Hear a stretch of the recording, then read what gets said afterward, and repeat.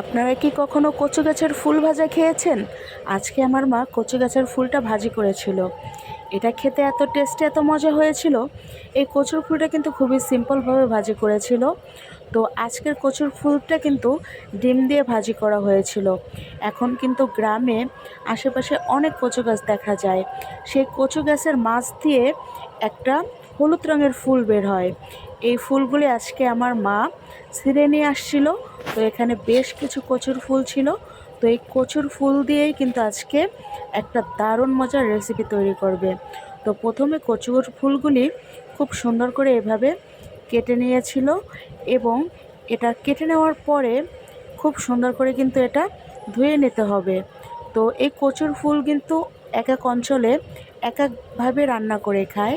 তো আজকে আমার মা একটু ভিন্ন রকমভাবে এটা ভাজি করেছিল। তো অলরেডি কচুর ফুলগুলি খুব সুন্দর করে সবগুলোই কেটে নেওয়া হয়েছে। এখন এগুলি কিন্তু ধুয়ে নেওয়া হবে। অনেকে আছে এগুলি কিন্তু সিদ্ধ করে পানিটা ফেলিয়ে দেয়। আমার মা কিন্তু পানিটা ফেলিয়ে দেয় নাই, কারণ এই ফুলগুলি একদম রোদের জায়গা থেকে নিয়ে আসছে, যার কারণে কিন্তু এটা একটুও গলা ধরবে না। তো এটা রান্নার জন্য কড়াইতে তেল দিয়ে দিয়েছিল, তার ভিতরে ডিম দিয়ে দিয়েছে এবং একটু বাটা মশলা দিয়ে দিয়েছে। তো এটা একটু ভালো করে ভেজে নিয়ে তারপরে এর ভিতরে সে কচুর ফুলগুলি দিয়ে দেওয়া হবে। একটু বেশি ঝালের জন্য একটু কাঁচামরিচ এর ভিতরে দিয়ে দেওয়া হয়েছে। তো এখন একটু সময় লাড়িয়ে চাড়িয়ে এটা কিন্তু কিছু সময়ের জন্য ঢেকে দেওয়া হবে। তো এটা কিন্তু খুব সহজে গলে একদম নরম হয়ে যাবে। তো এই যে দেখুন, কচুর ফুলগুলি একদম গলে অল্প হয়ে গিয়েছে। এটা কিন্তু খুব অল্প আছে রান্না করতে হবে, খেয়াল রাখতে হবে নিচে যাতে লেগে না যায়। তো যে কোনো জিনিস কিন্তু পোড়া লেগে গেলে সেই জিনিসটার স্বাদটা কিন্তু অনেকটাই কমে যায়। তো এভাবে অল্প আছে অনেক সময় নিয়ে চুলাতে রান্না করা হয়েছিল। তো এটার কালারটা কিন্তু একটু অন্যরকম দেখালেও আসলে এটা খেতে কিন্তু অনেক টেস্টি। যারা এটা খেয়েছে একবার তারা জানে এটা কতটা মজা হয়।